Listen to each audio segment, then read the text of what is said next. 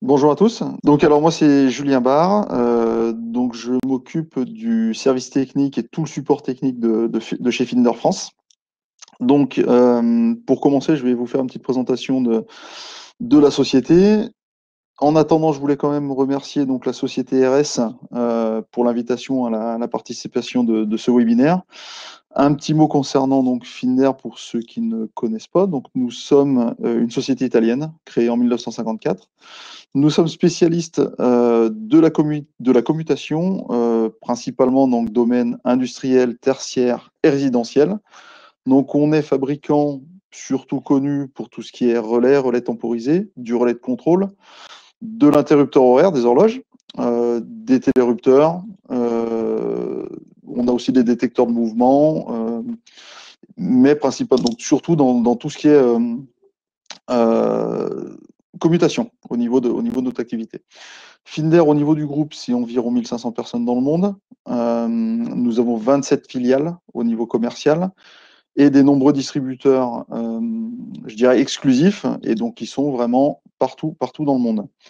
Au niveau de la filiale française, donc nous sommes 25 personnes et on a 11 technicos sur le terrain. Donc, nous en venons donc au titre de ce webinaire. Notre expérience dans le domaine de la commutation et au niveau de la démocratisation de la smart home. Donc, ça nous a poussé à développer de nouveaux produits pour toucher d'autres segments de marché, principalement dans le résidentiel et le tertiaire, sachant qu'on avait déjà un pied dedans grâce à notre gamme qu'on a déjà dans le tertiaire avec les horloges, les horloges télérupteurs dont je vous ai parlé précédemment. Euh, on a étudié donc les systèmes disponibles sur le marché. On s'est aperçu que actuellement la domotique, elle était parfois perçue comme un luxe inaccessible, d'où le titre. Est-ce que la domotique est accessible à tous? On va donc décomposer la problématique en trois parties. Dans un premier temps, donc la domotique, le marché, quel positionnement adopter donc sur ce marché et où est-elle installée. Dans un deuxième temps, les solutions les plus répandues donc sur le marché de la smart home, quelles sont les différentes solutions existantes. Et donc dans un troisième temps, la réponse de Finder aux différents thèmes abordés. Donc Yesli, le système de domotique simplifié. Donc, comme je vous le disais, la domotique donc, est parfois perçue comme un luxe destiné aux maisons premium. Donc, selon diverses études, on s'est aperçu qu'un logement doté d'un système d'automatisation, il peut être vendu entre 10 et 15% de plus que le prix du marché. Les solutions domotiques donc, peuvent apporter vraiment une valeur ajoutée donc, sur un logement, par exemple, parce que les nouveaux acheteurs avec les nouvelles technologies sont de plus en plus sensibles au sujet. On doit considérer aussi qu'en France, 80% du marché, c'est composé donc de maisons ou appartements de taille moyenne, c'est-à-dire entre 80 et 120 mètres carrés, et ce qui n'est pas forcément adapté on va dire, à la domotique traditionnelle, beaucoup plus complexe à mettre en œuvre.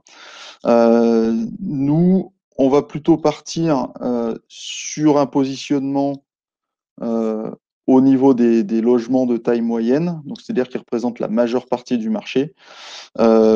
Et par contre, au niveau des deux points communs qu'il y a entre les logements typés premium et les logements, je dirais, standards, c'est que ces deux logements, ils seront tous les deux connectés à Internet. Donc, ces dernières années, on assiste clairement à un changement de technologie. La smart home, donc ça devient de plus en plus le mot clé dans le secteur d'activité. C'est un processus d'innovation technologique, pardon, car c'est la technologie qui rend notre maison intelligente. On va voir donc maintenant quelques solutions domotiques existantes. Donc le plus connu, je dirais le plus utilisé dans le domaine de l'automatisation du bâtiment, c'est sans doute le système KNX, qui permet donc une interopérabilité entre différents fabricants. Donc c'est tout à fait possible d'utiliser donc des appareils de différentes marques sur une même installation. La spécificité du système sera par contre la complexité de mise en œuvre. qui nécessitent un personnel, je dirais, qualifié et formé au protocole KNX. La solution, elle ne sera pas adaptée on va dire aux 80% des marchés, du marché, donc c'est-à-dire entre 80 et 120 mètres carrés, parce que on aura un coût qui sera relativement élevé par rapport à la taille du logement et la complexité de mise en œuvre. Il y a d'autres protocoles plus simples qui existent, bien sûr. Donc, on voit le Wi-Fi que tout le monde connaît, qui est disponible sur toutes les box Internet, le Bluetooth qui sera disponible sur 99,99% des téléphones, et aussi le NFC, par exemple, qui va être disponible maintenant sur la majeure partie des téléphones et qu'on connaît tous avec le paiement sans contact. Donc, on a aussi, par exemple, avec le NFC, la possibilité de faire du transfert de données. Ensuite, on a quelques plateformes qui sont maintenant qui commencent à se démocratiser, comme IFTTT, par exemple. Et on a aussi donc les mini PC Raspberry.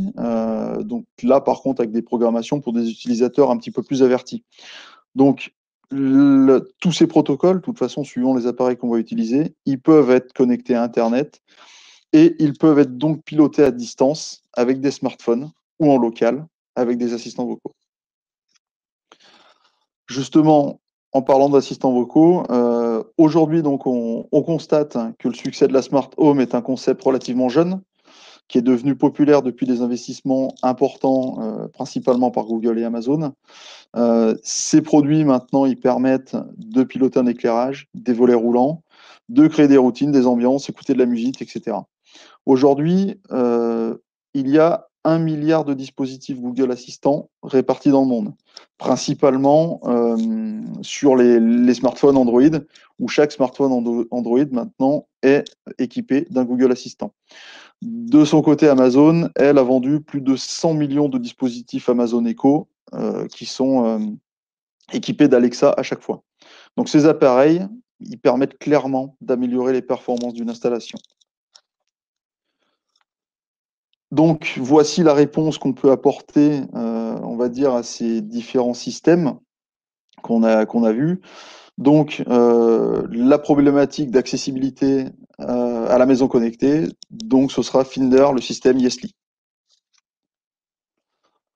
Donc, système Yesli, système de domotique simplifié. Donc, on va pouvoir contrôler de l'éclairage, des volets roulants et directement pouvoir le faire depuis un smartphone. Donc, soit à distance via Internet, soit en local via Bluetooth. Donc, pourquoi le Bluetooth? Déjà parce que le Bluetooth est pratiquement universel, il est disponible sur tous les smartphones. C'est un standard international. Les transmissions de données sont sécurisées. Donc, en ce qui nous concerne, c'est du cryptage à 128 bits, donc très, très sécurisé. Et les appareils sont dormants, c'est-à-dire qu'on n'a aucune pollution électromagnétique tant qu'ils ne sont pas activés. Et bien sûr, donc, ces dispositifs seront programmables via un smartphone avec 2 différentes applications sur lesquelles je reviendrai en détail un petit peu plus tard. Donc, comme nous l'avons vu, pour les logements de taille moyenne, donc qui représentent quand même 80% du marché, il faut répondre à plusieurs problématiques. La facilité d'utilisation pour que ça soit donc accessible au plus grand nombre. La facilité de mise en œuvre pour que, entre guillemets, n'importe quel installateur puisse programmer les produits et les installer. La flexibilité d'installation, c'est-à-dire qu'on puisse l'installer soit en rénovation, soit en construction neuve. Et surtout, je dirais le coût de l'installation pour que la Smart Home reste accessible à tous. Donc, pour être en adéquation avec les demandes du marché, donc on a développé donc un système avec 3 dispositifs de base, qui permettent de répondre à la majeure partie des applications. Donc ces appareils, ils sont à encastrer, donc soit en boîte de dérivation, soit en faux plafond, derrière des cloisons, donc dans des boîtes d'encastrement avec la petite poche en dessous qui permettent d'intégrer donc les micro-modules. Ils sont raccordés en filaire exactement comme pour une installation traditionnelle, donc très facile à installer, comme un télérupteur au final. Ils sont pilotables tout de suite par smartphone grâce au Bluetooth du téléphone en local ou par Internet lorsque le Bluetooth, lui, n'est plus à portée. Donc, par exemple, si vous êtes à l'extérieur de votre logement, que vous voulez faire baisser les volets parce que vous avez oublié, vous pouvez le faire via votre smartphone directement partout dans le monde. Donc, ces produits, en fait, ils nous permettent d'entrer pleinement dans l'ère de la maison connectée. Donc, le premier produit, donc, c'est l'actionneur Bluetooth qui est nous, donc, on appelle 1322. Donc, c'est un actionneur multifonction. Donc, c'est le véritable couteau suisse, je dirais, du système Yesli. Il possède donc 22 fonctions différentes, donc avec 2 contacts de sortie qui sont complètement indépendants. Donc c'est au final, dans notre domaine, c'est le relais réinventé par rapport à ce qu'on proposait déjà depuis des années. En dehors, donc, ce que je disais de l'éclairage simple, allumer-éteindre, vous pourrez faire des minuteries, des séquences d'éclairage, des scénarios. Il y a donc grâce aux 22 fonctions qui sont intégrées dans ce produit. Au niveau de l'actionneur du deuxième produit, donc c'est un actionneur volet roulant. Donc, comme son nom l'indique, il servira à piloter donc, des volets roulants électriques avec commande filaire. Donc, c'est-à-dire qu'on peut l'avoir en rénovation sans aucun problème. Et ils seront pilotables aussi à distance par smartphone, soit en local Bluetooth, soit à distance via Internet. Si vous avez déjà, par exemple, pour la rénovation des appareillages montée descente qui sont déjà installés, vous pouvez sans aucun problème les garder et les conserver. Donc, vous n'aurez pas de gros travaux de rénovation à faire à ce niveau-là. Le troisième appareil de base, donc ce sera un variateur de lumière universel. Donc, on peut commander aussi bien de la LED que l'halogène, du fluo par exemple, directement en 230 ou alors en passant par un transfo. Donc, les 3 produits que je vous ai présentés sont considérés vraiment comme la base de l'installation et ils sont bien sûr accompagnés d'accessoires. Donc, ces accessoires, je dirais, donc, ils permettront d'avoir une flexibilité lors de l'installation, soit dans le neuf et la rénovation. Donc, nous aurons dans un premier temps donc le bouton poussoir qu'on appelle donc qu'on a donné le nom Beyond. Donc celui-là, il vient dans la problématique où le cas où vous n'avez pas possibilité de retirer des câbles. Donc pour une commande d'éclairage ou d'un volet roulant. Donc lui, il va pouvoir se positionner partout puisqu'il est complètement sans fil. Il a une base magnétique, donc on peut le mettre absolument partout. Et on a aussi un petit patch autocollant qui permettra aussi, donc si par exemple l'appareil n'est pas aimanté, par exemple, on pourra coller le patch magnétique directement avec le patch et coller le Beyond en magnétique sur la petite base. Lui, il va fonctionner exactement comme une télécommande. Donc, pas de pile, pas de batterie. Donc, c'est une technologie piezo, c'est-à-dire que quand on appuie sur un des boutons, un des 4 boutons, l'énergie est emmagasinée et cette énergie va permettre d'envoyer un signal Bluetooth, donc en technologie NOCéan, à l'actionneur qui sera associé à ce bouton, c'est-à-dire soit l'actionneur multifonction 1322, soit le module pour volet roulant ou le variateur de lumière. On le décline aussi en une version un peu plus classique, je dirais, pour un montage mural, donc soit 2 ou 4 canaux, bien sûr. On les monte sur les boîtes d'encastrement 68 mm, vraiment tout standard. Et on a aussi un adhésif inclus qui permettra de le poser n'importe où pour créer une nouvelle commande d'éclairage. Nous avons ensuite, dans le cas, toujours en termes de flexibilité, dans le cas où vous avez un logement qui est un petit peu plus grand, des amplificateurs de portée Bluetooth, donc qui permettent de se mettre n'importe où, donc soit en USB, soit en 230, alimentation 230 directement. Donc ces appareils, ils sont plug and play, ils n'ont aucun problème, ils n'ont pas besoin d'être programmés. Vous avez juste à les brancher, et tout fonctionnera correctement. Vous aurez donc une portée d'environ 10 mètres supplémentaires. Nous avons également, toujours en accessoire, donc une interface d'entrée, donc qui permettent aussi d'apporter une flexibilité maximale à l'installation. Donc cette interface d'entrée, donc elle possède 2 contacts secs en entrée, enfin de récupérer des contacts secs en entrée. Et cette interface permettra de réaliser des scénarios simples, donc par simple pression d'un bouton pousseur traditionnel, par exemple, ou d'un interrupteur, peu importe. Donc par exemple, de fermer tous les volets lorsqu'on sort, des volets roulants quand on sort, ou d'éteindre absolument toutes les lumières par simple pression d'un bouton.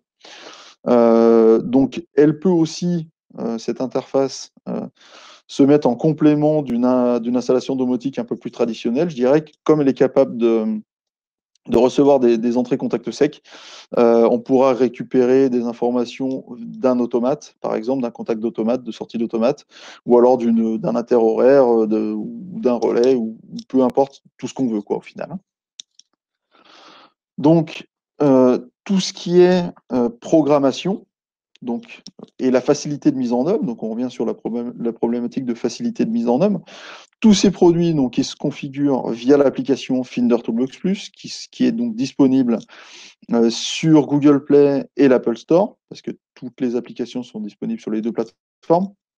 Donc cette application qui sera Finder Toolbox, qui sera plutôt typée installateur, c'est-à-dire qu'elle va permettre de programmer les dispositifs, de régler toutes les fonctions, si on veut une fonction minuterie, une fonction éclairage tout simple, télérupteur temporisé par exemple, d'associer donc les poussoirs sans fil, donc par exemple le billon ou le bouton poussoir traditionnel, je dirais, de pouvoir créer des scénarios, c'est-à-dire de tout éteindre ou de mettre par exemple des variateurs à une certaine intensité lumineuse, mais aussi donc d'une fois que tout est fait, de transférer tous les réglages de l'installation pour l'utilisateur final. Et donc pour cela, on a une deuxième application, pardon. Donc elle, beaucoup plus, je dirais, conviviale. L'installateur, donc d'une fois qu'il aura transféré tous les réglages, l'utilisateur pourra donc depuis l'application donc Finder ESLI, qui sera de l'application utilisateur finale, organiser l'installation par arborescence, donc afin de regrouper et piloter les dispositifs par pièce. C'est-à-dire que par exemple, on a l'installation qui s'appelle Ma Maison là, sur l'image. On a le salon, la cuisine, par exemple. Donc, dans le salon, on va cliquer dessus, on va avoir un éclairage, un variateur, ce qu'on veut. Donc, ça va fonctionner complètement par arborescence. L'application, elle est entièrement personnalisable, c'est-à-dire qu'on va pouvoir modifier les couleurs, les icônes, pour qu'il y ait un maximum de lisibilité et un maximum de facilité d'utilisation. Voilà. Donc, on va pouvoir donc allumer, éteindre, régler la luminosité, regrouper, comme je disais, regrouper les dispositifs par pièce, partager les installations, c'est-à-dire qu'on a un utilisateur principal qui va pouvoir partager l'installation sur un deuxième smartphone, par exemple celui des enfants ou de son épouse, par exemple. On va pouvoir renommer les dispositifs, les personnaliser et bien sûr associer le gateway. Donc le gateway, comme on dit, donc depuis le monde vers votre maison. Donc une maison connectée, elle ne serait pas totalement connectée sans une ouverture sur le monde via une connexion Internet, parce que jusqu'à présent, on parlait d'une commande en local via smartphone en Bluetooth. Donc maintenant, tous les appareils, grâce au gateway, vont pouvoir être utilisés partout dans le monde, parce que c'est une passerelle Internet. Le gateway, donc, il va permettre, comme je vous le disais, de faire le lien entre le smartphone et les produits installés lorsque vous êtes à l'extérieur du logement. Donc quand le Bluetooth est hors de portée, parce qu'on sait que le Bluetooth, on a quand même une portée qui est relativement limitée. Il permettra donc de pouvoir contrôler toute l'installation depuis un smartphone et partout dans le monde. Tous les produits qu'on avait précisés avant, hormis les boutons poussoirs, sont invisibles, entre guillemets. Donc le gateway fait partie des produits visibles. Donc on l'a voulu discret et son design donc, a été pensé pour vraiment s'adapter à tout type de décoration intérieure. Donc le gateway, c'est un dispositif permettant de communiquer et d'échanger à partir de deux protocoles différents. Donc lui, il va se connecter au réseau Wi-Fi domestique et ensuite il va transmettre les informations en Bluetooth aux différents actionneurs de l'installation. Donc lui, il se connecte au réseau Wi-Fi donc, de Giga 4, donc, ce qui est la norme, la principale norme de réseau Wi-Fi au niveau fréquence, au niveau des box Internet. Voilà. Et maintenant, donc, le gateway, donc, d'une fois qu'il est connecté au réseau Wi-Fi, on va pouvoir faire le contrôle de l'installation partout dans le monde. Partout dans le monde. Et on va pouvoir maintenant aussi utiliser les assistants vocaux, comme on l'a dit en début de présentation, et pour avoir un maximum de facilité d'utilisation. Donc, on pourra maintenant, grâce aux assistants vocaux et aux applications, par exemple Google Home ou Amazon Alexa, regrouper les appareils Finder ou d'autres appareils d'autres fabricants, par exemple, qui sont compatibles avec ces deux installations, pour qu'on ait une seule installation, une seule application, avec une seule application, par exemple la Google Home, qu'on puisse gérer son alarme, par exemple, l'éclairage et les volets roulants depuis le monde entier. On va pouvoir aussi, grâce aux assistants vocaux, donc créer, on va dire, des ambiances comme, disons, par exemple, voilà, Alexa, allume la lumière, je sors de la maison pour tout éteindre, j'arrive à la maison, allume les lumières ou règle le variateur sur 50% sans avoir besoin de se déplacer de son canapé, par exemple, comme on voit sur la photo. On va pouvoir aussi créer des routines en disant, voilà, routine cinéma, on éteint toutes les lumières, on allume la télé sur Netflix, si on a une télé connectée. On peut faire, par exemple, une fête en disant une routine, voilà, en lançant Spotify sur une playlist et en réduisant toujours la luminosité. Ou alors la routine bonjour, où on met en route les infos sur la radio, les prévisions de trafic et on ouvre les volets roulants. Donc en résumé, Yesly, donc c'est un système simple avec des produits de base. Donc on a des actionneurs avec un variateur en plus, des accessoires, donc avec l'ampli, l'interface d'entrée, des options, donc avec les boutons pousseurs sans fil, le gateway donc qui permettra de faire la passerelle et connecter le système à Internet.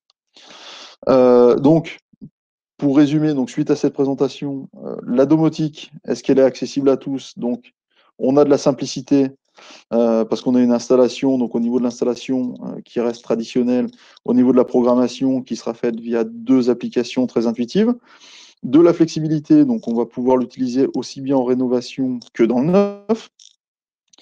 On est connecté parce qu'on est donc compatible avec les assistants vocaux et directement sur smartphone partout dans le monde.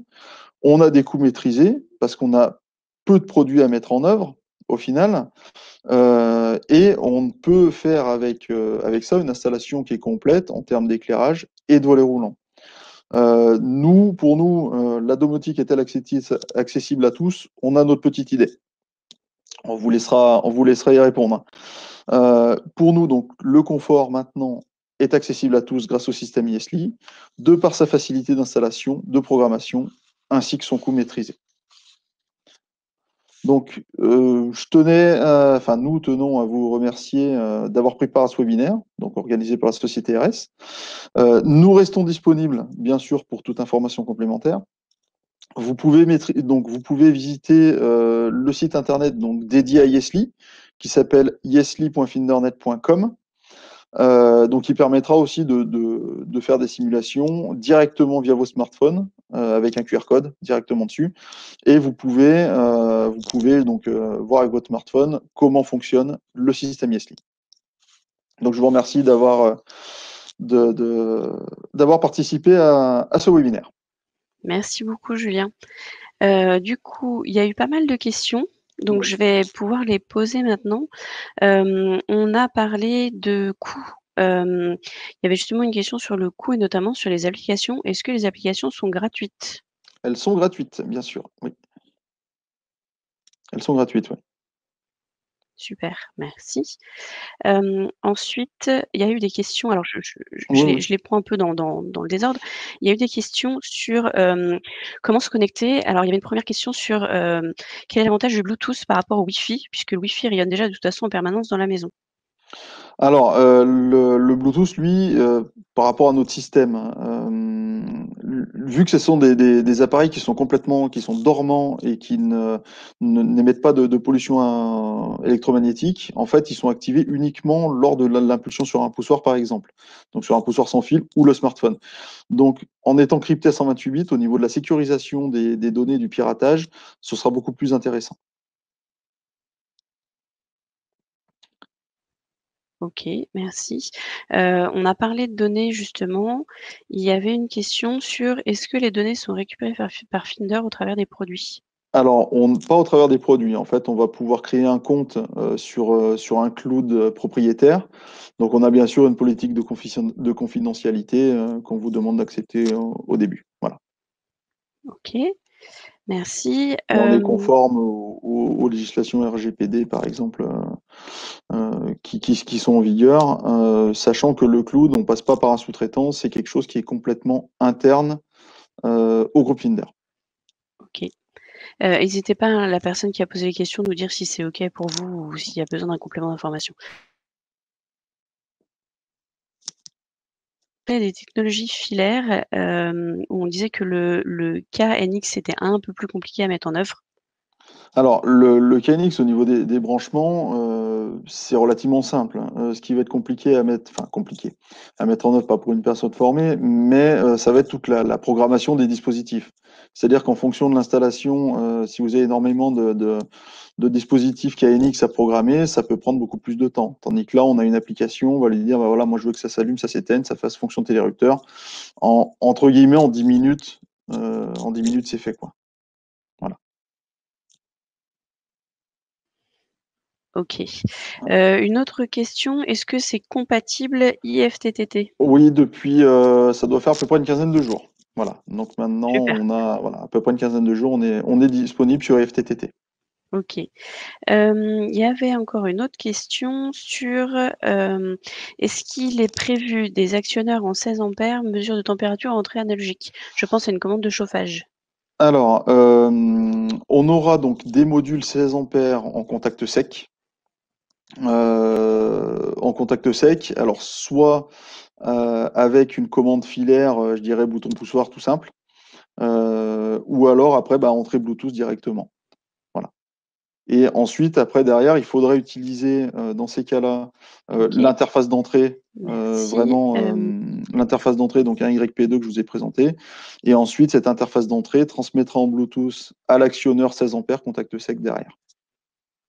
Donc, il y aura la possibilité de le faire. Oui. Ok. Ensuite, si je remonte, est-ce que le Bluetooth, alors on parlait tout à l'heure Wi-Fi, Bluetooth, est-ce que le Bluetooth passe d'une caisse à l'autre avec une porte fermée? Par exemple, Euh, la musique, c'est pas forcément le cas. alors, nous, j'ai jamais eu de souci à ce niveau-là avec une porte fermée. Voilà. J'ai jamais eu de souci à ce niveau-là avec une porte fermée. Alors en plus, si vous avez le gateway par exemple qui est installé, en fait, s'il ne capte pas en Bluetooth, votre téléphone ne capte pas le Bluetooth, lui il passera par le réseau Wi-Fi et le gateway ensuite il rayonnera en Bluetooth sur les autres actionnaires. Voilà. Et si Ok, vous avez des soucis de portée, on a justement les amplificateurs de portée qui sont là pour pallier à ce problème. merci. Autre question concernant la mise à jour des produits. Est-ce limité à un nombre d'années ou jusqu'à la end of life du produit? Non, pour l'instant, nous n'avons pas on n'a pas de limitation en termes de mise à jour. Les produits, eux, peuvent être mis à jour au niveau du firmware via le gateway. Donc, si vous souhaitez mettre à jour le produit, vous pouvez le faire. C'est complètement gratuit et il n'y a pas de limitation dans le temps. Ok, merci. Alors, je revérifie rapidement. J'avais une question après sur l'industrie, mais j'essaie de d'abord faire passer les questions sur la version domicile. Donc là, non, on a tout dit. Eh ben non, on peut passer à l'industrie du coup. Est-ce que ça peut être aussi applicable à l'industrie? Alors, non, pour moi, je dirais non pour l'industrie, pour la simple et bonne raison que ce ne sont pas les mêmes normes qui régissent les produits. Il n'y a pas forcément les mêmes exigences, je dirais, entre le tertiaire et l'industrie. C'est peut-être des pistes qui vont être creusées chez nous en interne, mais pour le moment, on va rester sur on va dire une utilisation plutôt tertiaire ou résidentielle. Ok, merci. Il y a une autre question qui est, peut-on faire une Oui, gestion parce qu'en fait, multi-site? donc on va créer sur les applications, on va pouvoir créer plusieurs installations. C'est-à-dire que par exemple, nous on l'a fait dans nos bureaux en local, donc on a des mallettes de présentation. Sur l'application Yesly, on va pouvoir choisir l'installation sur laquelle on souhaite être. Donc nous on a les bureaux, après on a des mallettes de présentation, on a juste à cliquer sur le nom de l'installation pour pouvoir basculer d'une installation à une autre. Voilà. Super. Il y avait une question sur la vidéosurveillance. Alors nous, non, pour le moment, on n'a pas d'application pour la vidéosurveillance. Donc après, par contre, voilà, je sais que sur, par exemple, Somfy sont compatibles sur Google Home. Après, derrière, on a nos appareils aussi qui sont compatibles sur Google Home. C'est-à-dire qu'avec Google Home, on va pouvoir commander soit les appareils Somfy et les appareils Finder en même temps, par exemple. Voilà. OK et ben, merci. J'ai l'impression qu'on a répondu à toutes les questions. Ah non, j'en ai peut-être une qui arrive là. L'assistant Siri est-il pris en charge? C'est vrai ça? Oui, on n'a pas les Google Home, mais L'assistance Siri, non, toujours pas. Non, ce sera donc Amazon, soit Alexa, soit Google Home. Voilà. Le Google OK, Assistant ou Alexa. OK, merci. Est-ce qu'il y a d'autres questions? Est-ce qu'on a répondu à toutes vos questions? On va attendre juste 2 secondes, le temps de laisser, le t enfin, laisser le temps aux personnes de pouvoir écrire s'il y en a. Je vois qu'il y a quelqu'un qui est en train de taper une question. Merci. Bon, bah, c'est que tout doit être répondu du coup. C'est parfait. C'est Et bah, parfait. écoutez, merci à tout le monde. Vous avez le replay qui va être accessible, qui va vous être envoyé et puis le replay qui sera aussi accessible, sur, notre chaîne YouTube et puis surtout, bah, n'hésitez pas à nous contacter, que ce soit Finder ou RS si vous avez la moindre question et puis on vous souhaite une bonne après-midi, une bonne journée et merci à tous. Merci d'être venus si nombreux.